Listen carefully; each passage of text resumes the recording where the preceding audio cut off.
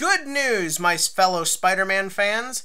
If you felt that watching this movie would feel awkward because you know that Peter Parker is supposed to show up and fight Venom, because that's how these characters are supposed to work, don't worry, because you will never have that feeling, because you will have a million other things to be annoyed at. Oh my fucking Christ, this movie is terrible! Like, I know it's getting some positive reviews, but I fucking hated this. From beginning to end, it's just the worst thing ever. And I don't even know how I'm thinking this because I wasn't even excited for this. I knew this was going to be bad from the beginning, but somehow it exceeded my expectations in awfulness. Like, oh, fuck. Like, God, and the worst part, it made money. So they're gonna make another one and more bad spin-off films, and it's just like, oh God, and they'll take Spider-Man out of the MCU and stuck him in this crap, and oh Lord. Alright, so let's talk about this movie legitimately for a minute. So Venom is a 2018 sci-fi horror action comic book movie film. And it was made by lizard people who think that they understand how human beings work. Like, that is my only rational explanation for the crap that goes on in this movie, is that the people at Sony are so disconnected from what people actually want that they just made this and people fell for it and they want to see it. What is wrong with you people? So, moving on, let's talk about legitimate positives for a minute, because we gotta be fair. Let's talk about if the movie gets anything right at all, it's these couple of things. First up, Tom Hardy's performance as Eddie Brock and the guy who plays the main villain, they are not good. These are bad performances. Both characters feel confused and all over the place, and neither of them particularly have strong personalities, but both actors seem to channel their inner Tommy Wiseau to at least deliver memorably bad performances. I'll say that much. Then if we're moving on, another positive is that at least this film is brisk. It's not that long, and it feels like it struggles to get to its length at that. It really feels like a movie, you just go in, you watch it, and you're done. It's not long, it's not like BVS where it's pretentious and long and boring. It comes and it goes. That's... honestly, sometimes that's a legit positive with how long movies are getting these days. And finally, my one legitimate, I actually really dug this, was the car chase scene with Venom, Eddie Brock on the motorcycle. And it's really the first time we really see just how powerful the symbiote is. And it was actually really cool. There's a lot of great inventive uses of like the way he juts out and the way he attacks people and the way he moves the motorcycle and the way the villains keep chase and like the way traffic is implemented. We've had a lot of car chases in Hollywood blockbusters, particularly in comic book movies this year. I don't know if it's necessarily as a whole better than the ones in Black Panther and Ant-Man and the Wasp, but I'll say this much, it does what it can to be creative and unique, so I got to appreciate that. They should have had whoever directed that car chase scene to direct the rest of the fucking movie. Because from there, it's a complete mess. Actually, it starts off a complete mess. The way this film opens with the symbiote coming to Earth and like they crash in Malaysia, and then it's like one of them escapes and like is hopping from person to person as it takes it 6 months to get to San Francisco because it just knows it has to get there for reasons. Maybe there was like a pamphlet it read on the spaceship. Also, one of the dead astronauts they show in that opening scene is named Jameson, after J. Jonah Jameson's son in the comics, who in a lot of interpretations is the one who accidentally brings the Venom symbiote back to Earth. Cute little nod, I liked it. Don't worry though. That symbiote Riot comes in and out of the movie so infrequently you will not care. From there, we get Eddie Brock, whose characterization is pretty goddamn fucking terrible. I joked about it before, but it really is bad. The defining traits of this character in this version is supposed to be that he's egotistical, he's arrogant, and also that he is a rock star journalist. The way they show you him being a rock star journalist is not through him doing journalism stuff, but through a quick 30-second montage of him like running a CNN or MSNBC style like journalism reporting show thing. This is not effective because essentially we're not really seeing him be a journalist, we're just seeing him report stuff. There's a difference. You should use this time to show that he's smart, he's clever, he's driven, he knows how to get to the bottom of the story, he knows what to do to get the answers he doesn't. We never see that! And then, like, he's put on assignment to go after generic fuckboy villain, and, like, so what does he do? I'm like, okay, we're gonna see him snoop around and get answers. Nope, he knows this guy is bad because he's read rumors on the internet and he has no source. This is the kind of movie you paid for, people. And so, like, he gets to the guy, and then instead of, like, again, being creative or sneaky, this movie doesn't know how to do that. So he just starts yelling at the guy about the conspiracy theories, and lo and behold, he gets fired because the only person in this movie is not an idiot. I guess is his boss. And so then it's like, oh, of course his girlfriend leaves him, and he loses his apartment, and we get to sit through every generic scene of, like, the down and out of his luck guy.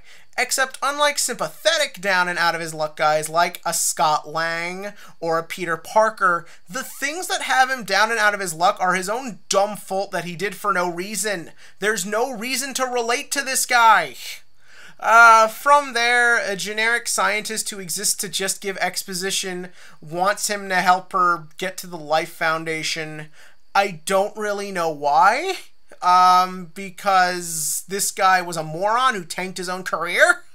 But she does, and then they sneak in, and it's long, and it's boring, and it's full of exposition that we get 3 or 4 times reiterated by different people in this movie. Yeah, a big problem in this movie is that they repeat the same shit over and over again. Like, rather it's explaining stuff or showing off what a character can do, this movie just kind of struggles to reach a logical point, so it just kind of keeps repeating the 3 things it understands about Eddie Brock from the comics. From there, Eddie Brock gets infected with Venom, escapes, and this stupid scientist lady, like, doesn't immediately try and get out of the lab. She just, like, hangs around and, like, waits for them to find that she helped Eddie Brock so that way she can be killed by a symbiote. It's fucking stupid because it makes no sense. I'm not trying to sound nitpicky, but, like, this movie just doesn't care about doing anything correctly. And then while we're on the subject, essentially what gets this plot going is that the bad guy wants to use the symbiotes on people so that way he can make it that the symbiotes will help us leave Earth. Yeah, that gets repeated 5 or 6 times in this movie. And he bases this on the fact that when the symbiotes try to bond with people, they either kill you or they stick with you. And he knows this because he tested it on a rabbit, and 1 rabbit lived. This was his basis to move on to human testing. He literally is just getting homeless people and then throwing them in a room with the symbiote and just watching what happens. Like, you literally have the chance of running out of homeless people first. Whose stupid idea was this shit? Oh, God. Then, like, they kill the lady. Big whoop. Then they go after Eddie, and the motorcycle scene is good, but then it's painful, the rest of it. Like, there's this weird bit where he's eating, like, food out of the garbage and, like, climbing up trees and yelling at the ex-girlfriend. And I don't know if it's supposed to be funny or serious, and it is neither. It's just kind of stupid. Then we get the hospital teaser scene, and then, like, we see the Venom suit. And the Venom suit's not bad. Some people don't like it. It's not that it's bad, it's that it's used incredibly ineffectively. Because, like, that motorcycle chase scene is cool because you don't really know what's happening. Once he turns into Venom, it's just generic evil monster stuff. There's, like, the SWAT scene you see in the trailers. And it kind of means nothing because, well, Venom just starts throwing shit and hitting people. We're not getting that creativity we saw in the motorcycle chase scene. Like, it's just generic monster stuff, and you can barely tell what's going on. Oh, we'll get to more of that. From there, like, it's just all that. Like, Riot, the Riot symbiote eventually makes it to the bad guy and fuses with him, and it looks horrible. And then, like, there's a weird bit where instead of just killing Eddie Brock when they have the chance because he gets separated with the symbiote because of the sound thing, and they repeat the thing about sound 9 times in this movie. Like, they literally think you're that stupid that they need to just keep repeating the one thing you can use to stop a symbiote, even though they actually show it off pretty well the first time. God. And then, like, we get a scene with She-Venom where, like, the Venom, like, bonds with the girlfriend because Venom likes her, and so, which is kind of stupid because it defeats the purpose if you can just, like, try and befriend the symbiote. And then we get our generic final fight with Riot, and it's the worst thing I've ever seen because you have this one big black blob man fighting a big gray blob man against a gray background, and it's awful, and it ends. And then, like, they rip off the ending to Kill La Kill, which is weird, where Venom decides to sacrifice himself to save Eddie Brock. I don't know why he does this, but he does it. Saves Eddie Brock, only for this to then mean nothing, because literally in the next scene we find out Venom survived. So this was literally just to trick the audience for 5 seconds. And then we get our post-credit scene, which is Woody Harrelson as Cletus Cassidy in maybe the worst wig in cinema history. Like, I know Woody Harrelson is a pretty iconic bald guy at this point, but Jesus Christ, just put a standard-looking toupee on him. Cletus Cassidy isn't known for having big hair. He looks like he's ready for a production of Annie. And it's the worst. And then there's a post-credit scene with Spider-Man Into the Spider-Verse, which looks amazing and will probably not make money because people decided to go see this and won't take the chance on an animated film. And so that was Venom. It's awful and it's terrible and I hated it. It's definitely worth checking out, like, later after it's done its business and it's on, like, streaming services and shit. Now that that stuff shows up, like, 2 months after it gets out of the theater. But honestly, don't pay to see this. Like, don't give Sony the satisfaction. This was Avi Arad. He's a big producer at Sony, and one of the big reasons we've been screwed so many times from them. He's a big proponent of Venom and has been working on this for a decade and a half. So to see that this thing made money and it makes this asshole be proven right about what he wanted to do, it really is disheartening and it just makes me miserable. So yeah, do it whatever you can in your power to not see this. But what do you think? Again, if you liked it, it's fine. I just hated it. And as always, click to like, click to subscribe, and hey, at least Aquaman looks good.